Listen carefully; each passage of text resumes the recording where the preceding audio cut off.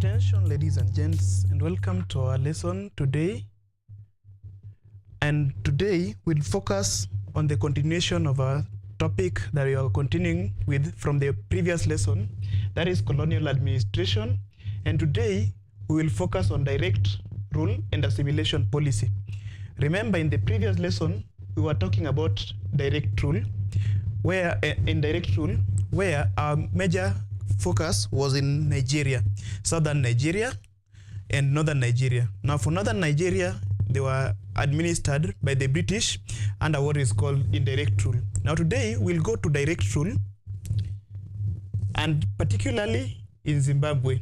Then afterwards, because the subtopic is a bit short, we'll go and accomplish assimilation policy that the French used in Senegal or West Africa. I will welcome you to our lesson, and I want us to encourage us that we should follow a series or a string of these lessons, because we are progressing steadily with Form 3 work. Now, colonial administration, direct rule and assimilation policy, both for northern Nigeria, southern Nigeria, then direct rule in Zimbabwe and assimilation policy in Senegal, all of them fall under paper 2, because all of them are part of history that touches nations outside Kenya. Now let us continue today in our lesson today. So I'll start with direct rule in southern Rhodesia, or what is known as Zimbabwe. Now up to until 1899, Zimbabwe or southern Rhodesia used to be part of the 3 territories of of the central colonies of Britain. So they formed the spheres of the British Central African colonies.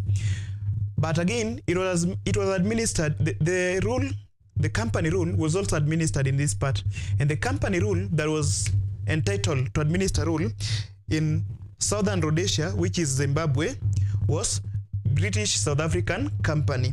Now, part of the territories of the Central African part that was belonging to the British include Nyasaland, which is currently Malawi, northern Rhodesia, which is the current day Zambia, and southern Rhodesia, which is the current day Zimbabwe, and it is the country that I want us to focus on in a few minutes. Now, to understand, I've made you start to know the owner of the British South African Company that was chartered the rule of southern Rhodesia. Now the head of this company, or the owner of this company, was somebody who was called Cecil Rhodes. Why did the British use direct rule in southern Zimbabwe? Maybe you'll ask yourself as a student, or as a person who is interested in history, or a historian, why couldn't it apply indirect rule the way the British used to administer parts of Kenya or parts of the established northern Nigeria? Now I'll give you the reasons in a few. Now, Cecil Rhodes was an ambitious man. He wanted the British to have a sphere of influence, not only in southern Rhodesia, but from south, that is down in Cape Town, up to Cairo. That is almost from southern Africa going upwards up until the northern African territories. So he used his financial resources, because he was ambitious, to marshal the settlement of 200 Europeans in a place which was called Mashonaland, which I've said that was Malawi in 1890. And in the following consequent years, more settlers arrived in southern Rhodesia. Why were settlers arriving, and where were they coming from? So partly, most of them were from Britain, but majority of them came from southern Africa. Why did they come from South Africa? At that time, the Britons had arrived in the Cape of Good Hope, or Cape Town, and they were interested with the climate of the Cape province that replicated the climate that was there in Britain. So when they found the already whites who are there, who are the Boers, they marshaled them, or they drove them to the drier parts of southern Africa, or to the Namib Desert, or Kalahari Desert as we know it.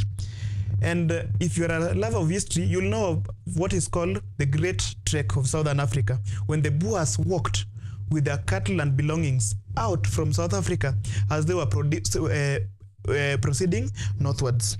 But that was not the major what I wanted to focus on today. So today I want to focus on Southern Rhodesia. Now, at that time, the whites found that Zimbabwe, it was a place that they could replicate whatever was happening in South Africa, where South Africa was just a settler economy, and they wanted to make Southern Rhodesia also a settler economy, where whites could just go there and have their leaseholds and stay there and do their activities like mining and farming.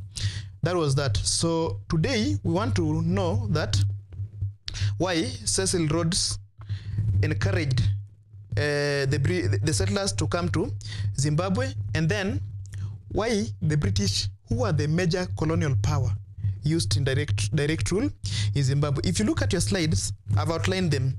So number one, the British desired a direct control of the mineral wealth so as to maximize profit. When the British came to Southern Rhodesia, they wanted to exploit the mineral resources, and they also wanted to exploit the agricultural lands. I'm going to explain how they acquired the lands, and it's not far from what we had in Kenya. Again, the British also, there existed a large number of European settlers and British South African company personnel who could take part up leadership positions. Now, when the British had colonized Southern Rhodesia, then they gave, I told you that in 1899, they gave Cecil Rhodes and his Bisako company the authority to have the autonomy to administer Southern Rhodesia as part of the British sphere of influence. So he used to administer that colony on behalf of the British. Now Bisako, because Cecil Rhodes had a lot of finance and he had a lot of influence, he encouraged the settlers to settle in Southern Rhodesia, and not only that, he also financed them. So he also financed the personnel or the administrators who could take up leadership position. Again, Zimbabwe or Southern Rhodesia at that time lacked a well-established traditional system of governance, prompting the British to assume direct control. Remember Northern Nigeria. Why did the British use indirect rule in Northern Nigeria? Is because Northern Nigeria, in the previous lesson that I taught, Northern Nigeria had existing established traditional systems like a leadership system that was led by the Caliphate and delegated to the emirs of the different emirates of Northern Nigeria. Now in Southern Rhodesia, unfortunately, this was lacking.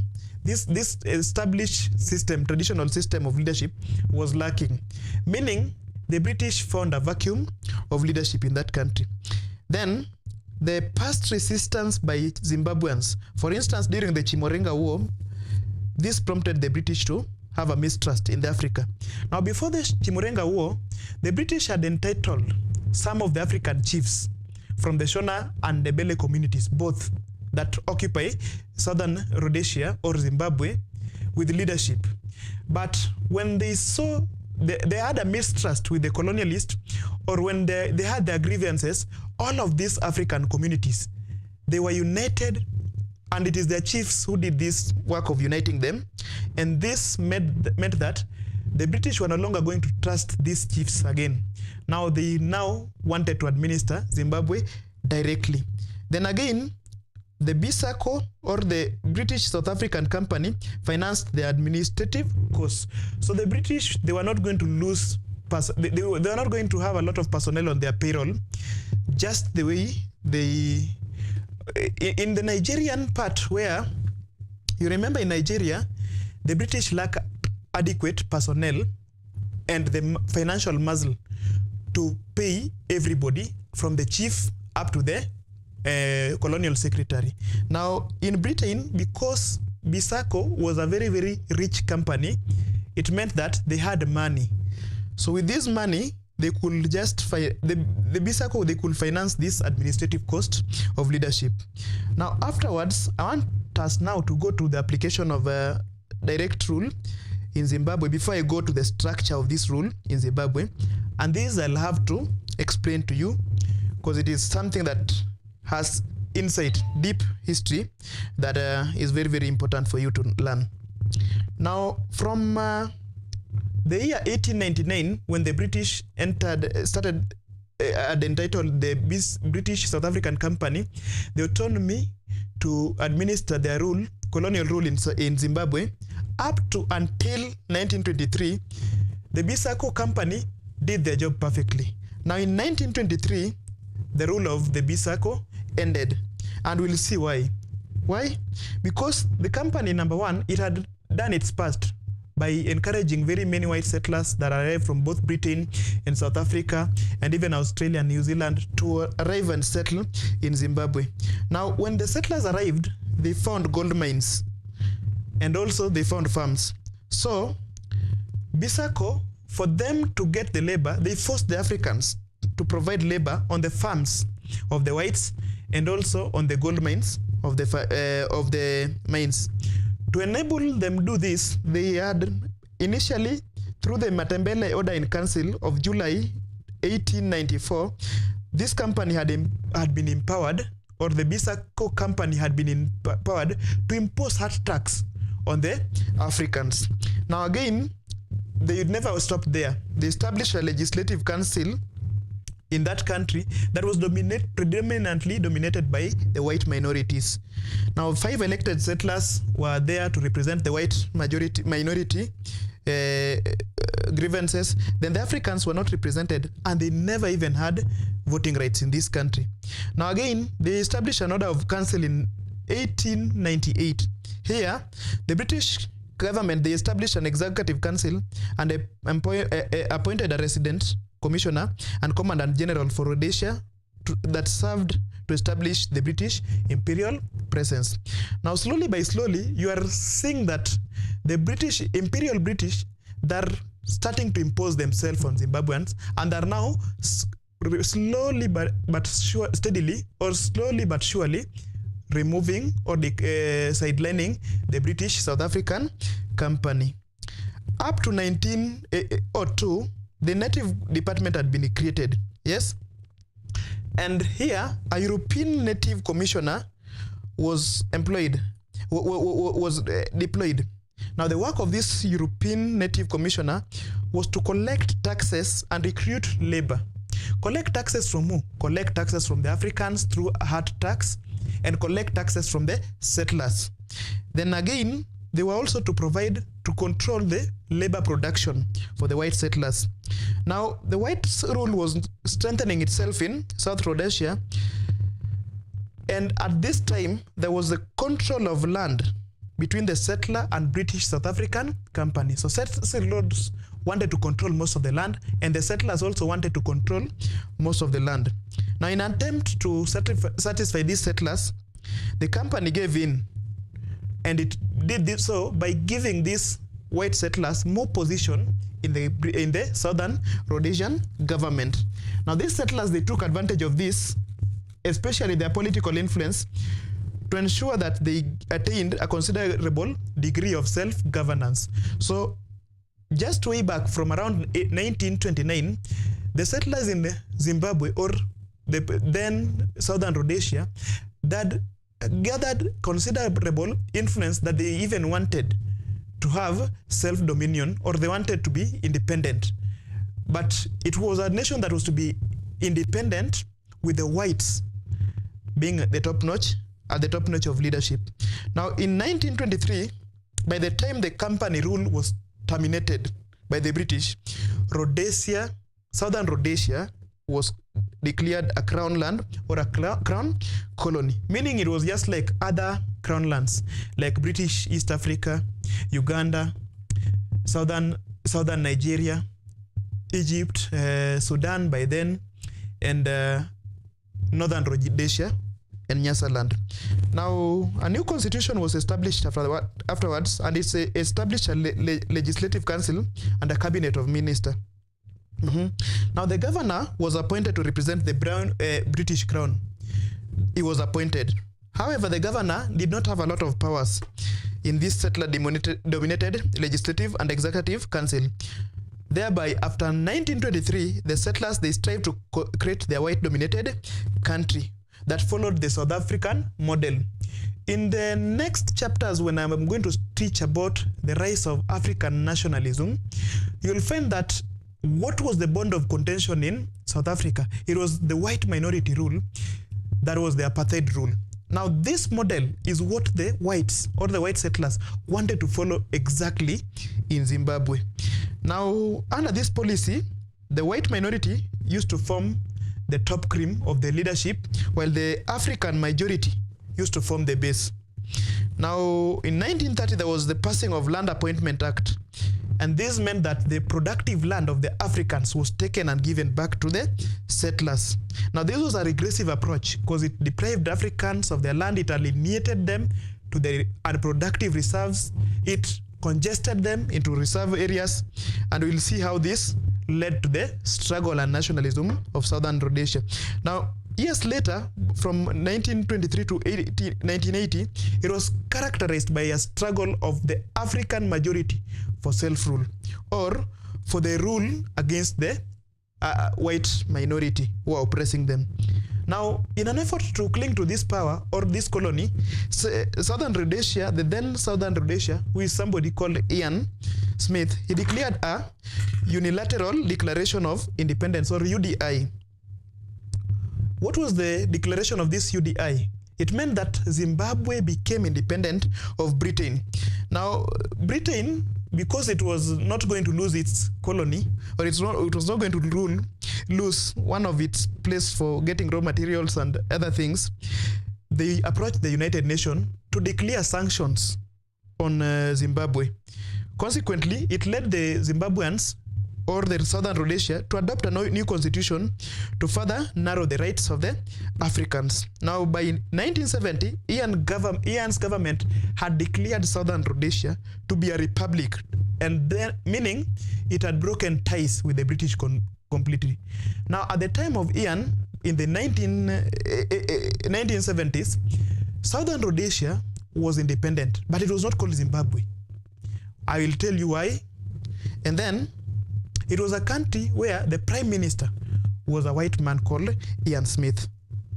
Again, it was a place where the white minority used to rule the African majority. This is the essence of this direct rule.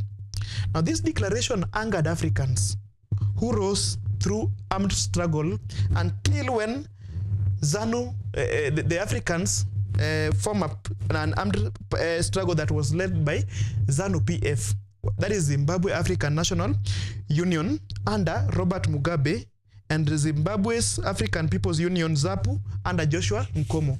It is these two who led to the independence of Zimbabwe in 1980, when Uncle Bob, or properly known as Robert Mugabe, became the first prime minister of Southern Rhodesia. Then he later named the country Zimbabwe. I want us to check the structure of direct rule in Zimbabwe, and I'll explain it to you. Now, in your slide, there is a prime minister at the top, then the governor, and the legislative council. Now, if I want to explain each and every one of them, the prime minister, I've said, by then was Ian Smith. Now, he had somebody who was a colonial governor who was just appointed to supervise the British Crown land. But again, this governor, he had very, very minimal powers. Why?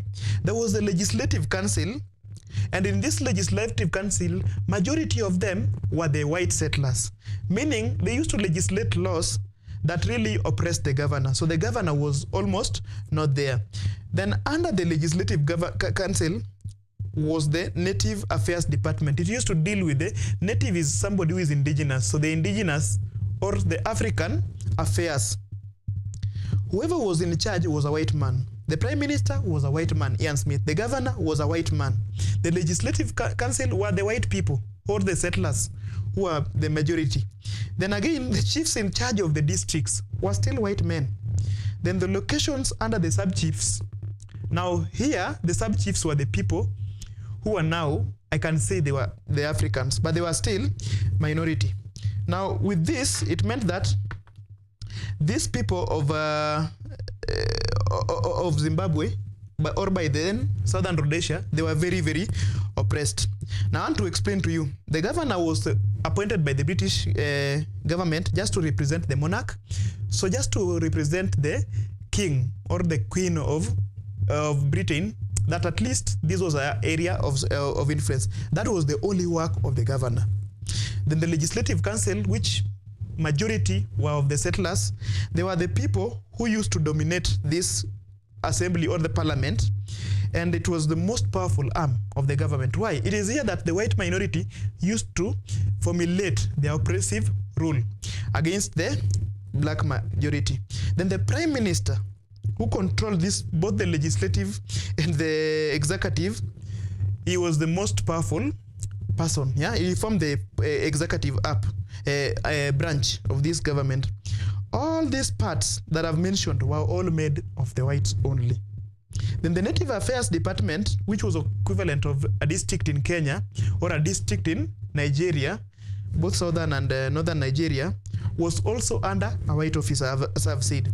Then the districts were divided into location, and each location was divided into sub-location. Now, under here, there were sub-chiefs, and I've told you, sub-chiefs who were below were the Africans. Now, these are the duties of the sub-chiefs. Just number 1, to collect tax. Number 2, to allocate land to Africans. Number 3, to recruit African labor forcefully, yeah, for the European farms. Then again, they were to solve cases involving Africans. Now, these are the, quickly, let us go to the impacts or the effects of direct rule in Zimbabwe. Both of them were, some of them are positive, some of them are negative. And in the next 2 slides, I'll explain each and every one of them. It led to land alienation of Africans from their native land. So the Africans, they were derived of their land, and they were alienated to the infertile and overpopulated reserves, while the majority of land was left for the African.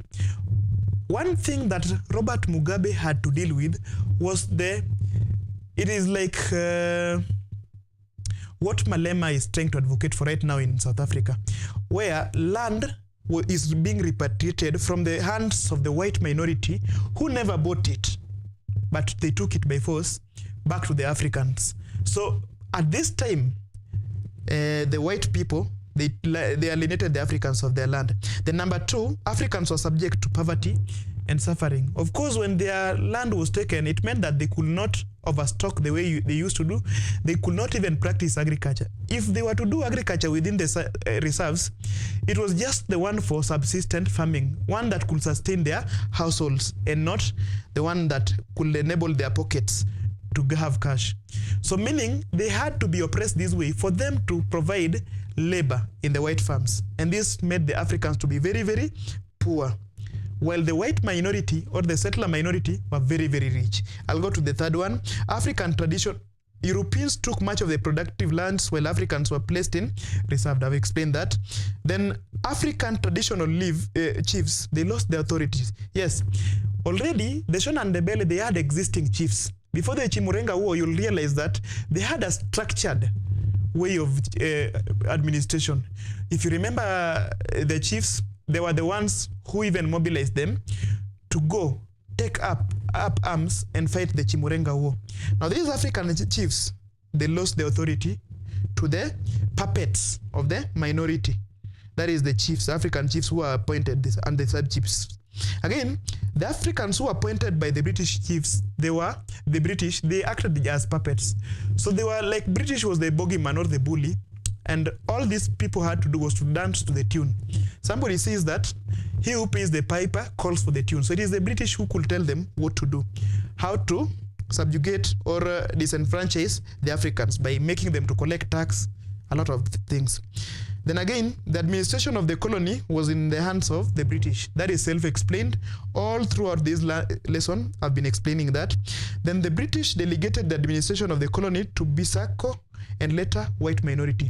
Now, I had told you that initially, Cecil Rhodes and its Bisako company were given the mandate to administer Southern Rhodesia or Zimbabwe on behalf of the British.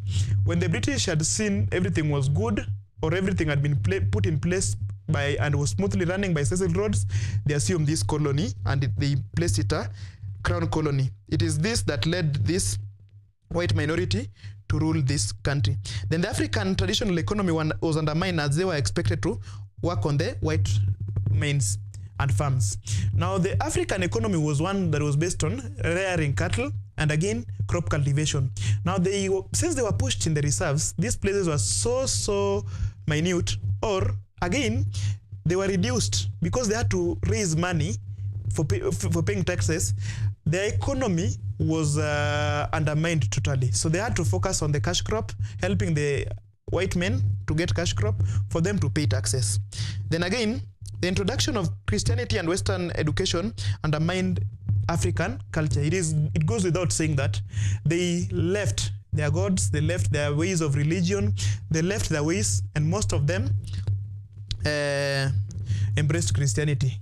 In Kenyatta's book, he says that when the British came, they told us to close our eyes. As soon as we opened our eyes, after saying amen, our land was gone. This was the same case that the British did in Zimbabwe.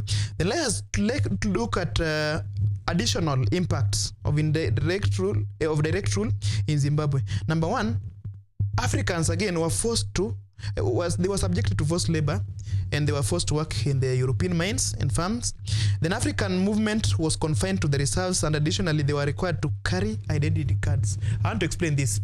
Now, in the white reserves, in the African reserve, that is the place that was reserved for the Africans. So it is here that they could move independently. If they were to move in other parts of what was formerly what they used to occupy in parts of their country, or the farms that belonged to the white minority, they used to have a tag.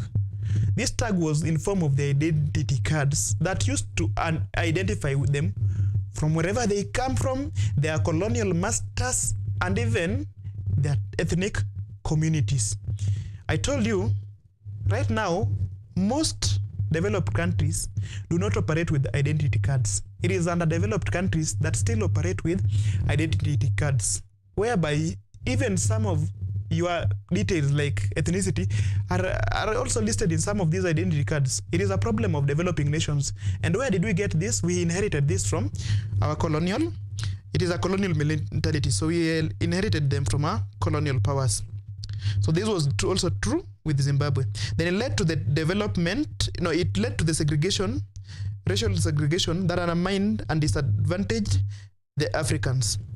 Now, Africans were disenfranchised in all spheres. Number one, leadership, they were not part and parcel. Number two, administration, they were not part and parcel. And even the economy. They were part and parcel of the economy, but at the bottom of the ladder or the bottom of the chain. They were like the producers, like their labor is what was wanted, but not their economical input as per se. Now again, it led to the rise of African nationalism. No, it led to the development of transport and infrastructure in settler-occupied areas. Up to 1980s, when Zimbabwe got its independence, it was the country that had the most advanced rail system in Africa. In fact, it had an electric rail and electric trains by 1980s. So it shows you how the white settlers, they developed the areas where they used to settle. But the same was not true for the areas that were reserved for Africans. So to date, those were some of the aspects that they left. Then the last one is that it led to the rise of African nationalism, which turned violence due to lack of constitutional means to articulate their problem. When these people were formulating laws, as earlier mentioned, they forgot African. The Legislative Council had no African at all. Actually, it had the minority of the settlers having a lot of representatives, the way Africans never had. As a consequently, the Africans decided to use violent means for them to fight for to struggle and fight for their independence. Now, this was a consequence of direct rule. Now, let me go to let me say one thing. Today, Africa is one of the continents where most people are aligned to their tribal cocoons whenever they elect leadership. Some of these things, you cannot blame them entirely, the Africans entirely for this. But most of this is because of this direct rule that the British left, and indirect rule that encouraged people to identify with ethnicity, how they used to employ African chiefs also dealt with ethnicity.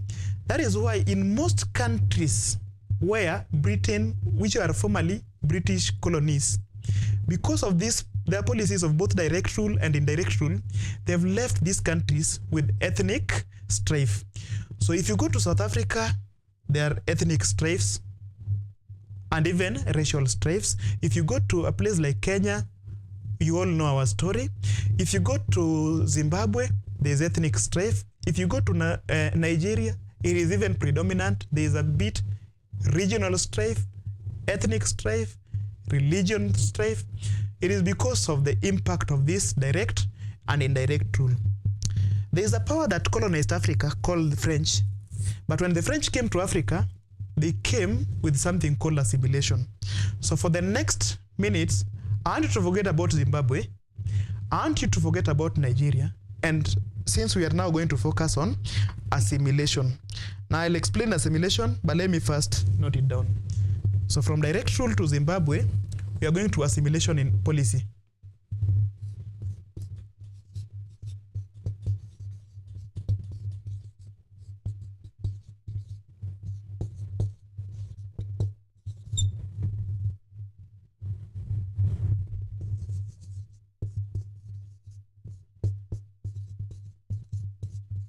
The focus will be on Senegal.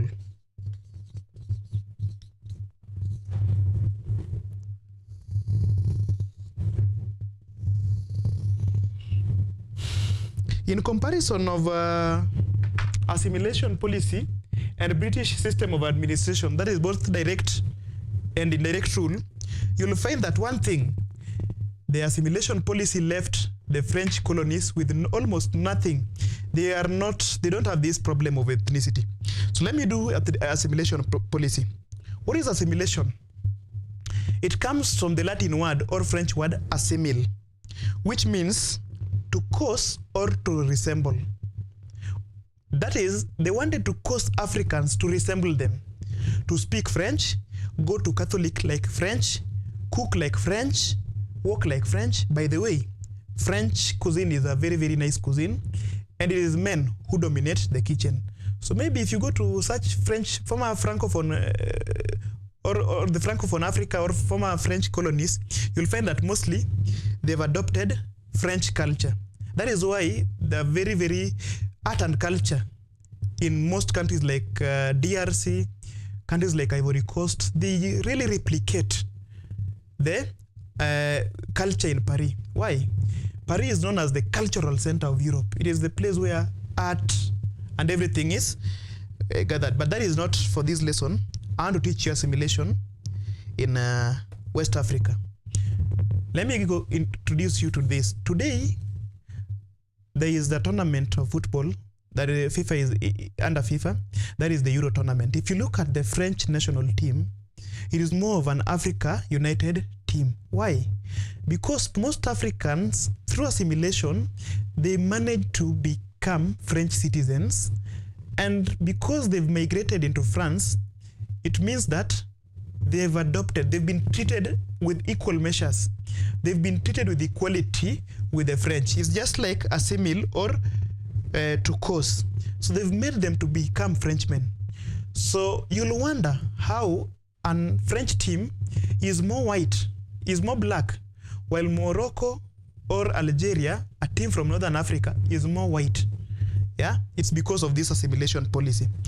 Now, assimilation form of government was adopted by the French to enable them to really rule the Africans with dignity. The overriding factor was the French assumed that their civilization was superior to that of the Africans. So they wanted the Africans to discard their traditions, to discard their culture, to discard their ways of worship and ways of operation to resemble French. Now, once they attained this civilization, because the French believed they were civilized than the Africa, then it meant that they had to attain this civilization to the highest possible standard. This policy was aimed, as I have said, to change every aspect of African life, of the people, and also to mold the colonies or the society to replicate the image of France.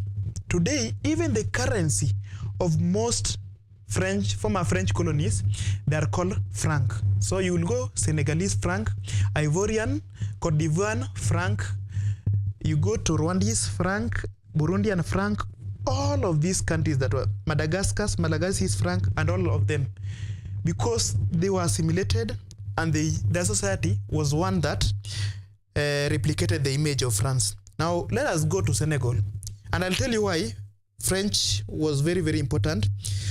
Senegal was very, very pivotal for France. Now when the French applied this policy in West Africa, it considered these territories or countries part of their provinces.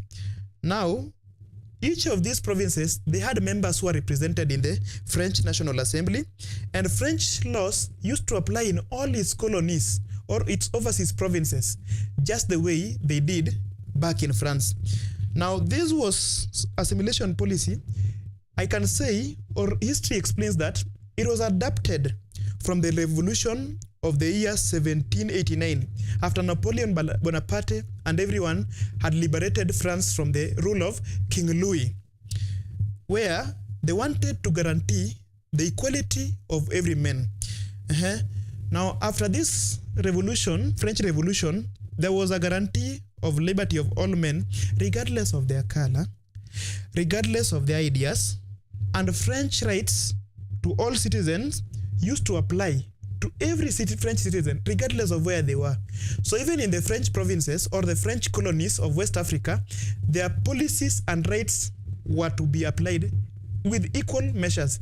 It is this that prompted the French to adopt assimilation policy in the communities of West Africa, or Senegal in particular. In 1884, all the French communities in all the French colonies, they were emancipated from slavery.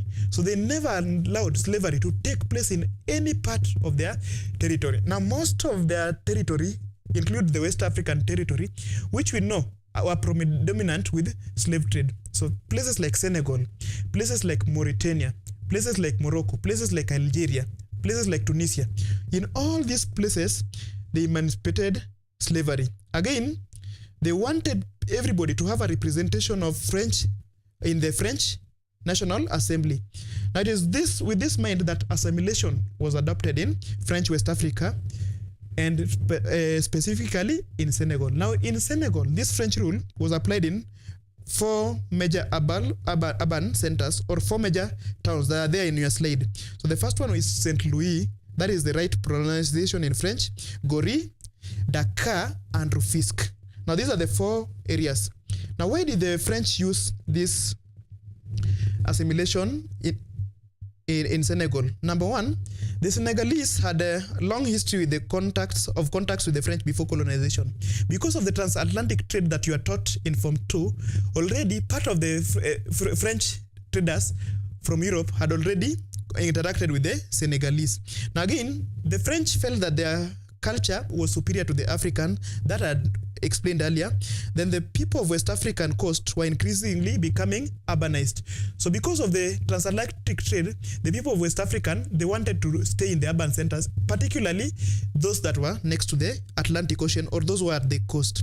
Then there was an the Africans in West Africa wanted to enjoy the privileges of assimilation.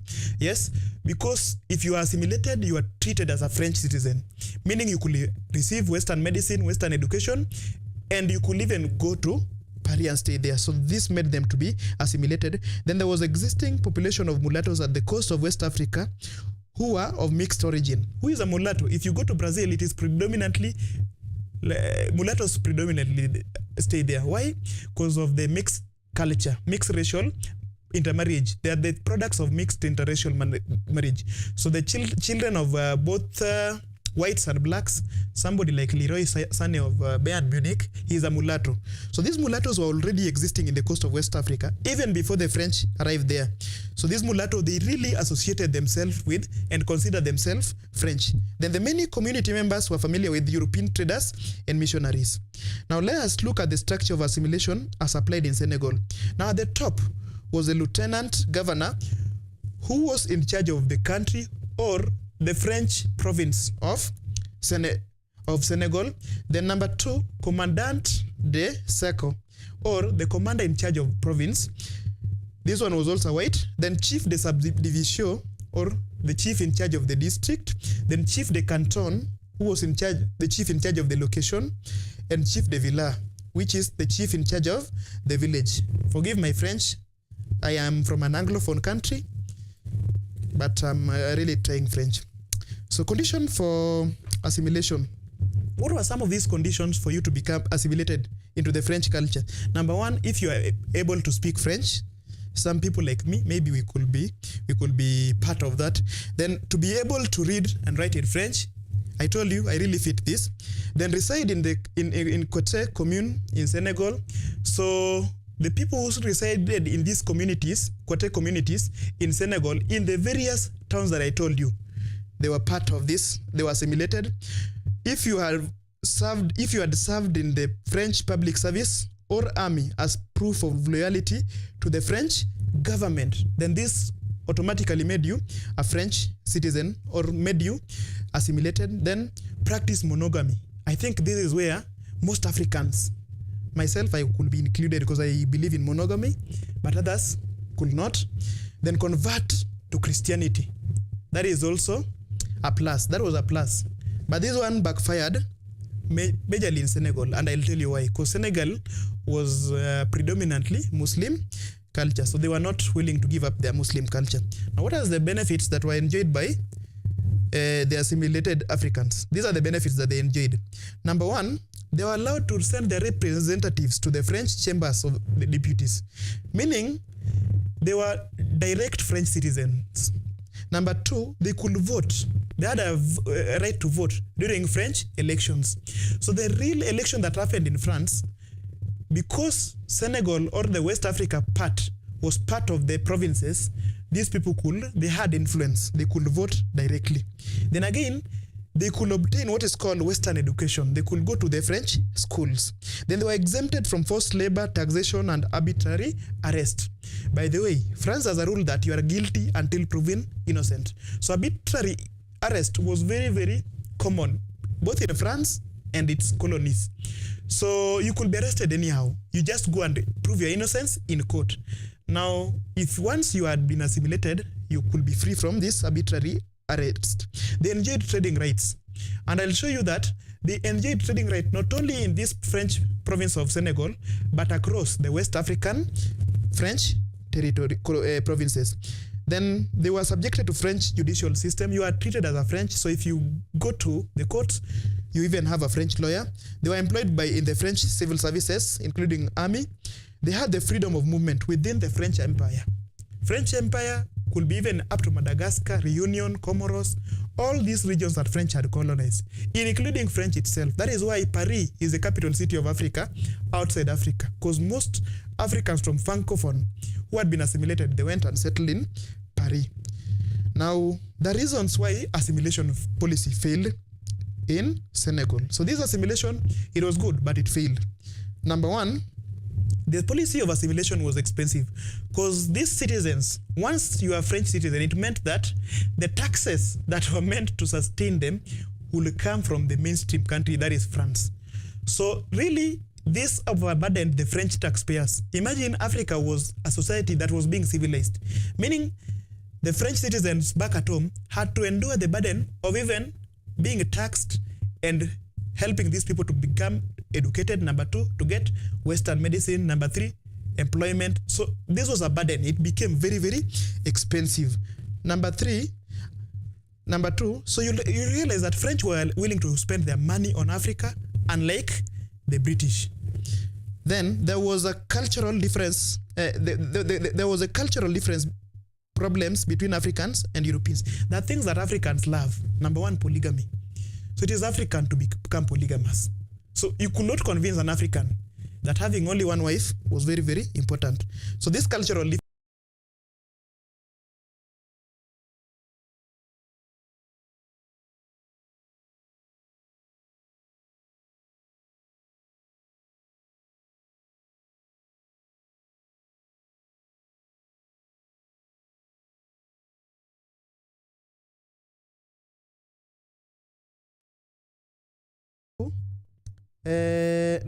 I was explaining the second.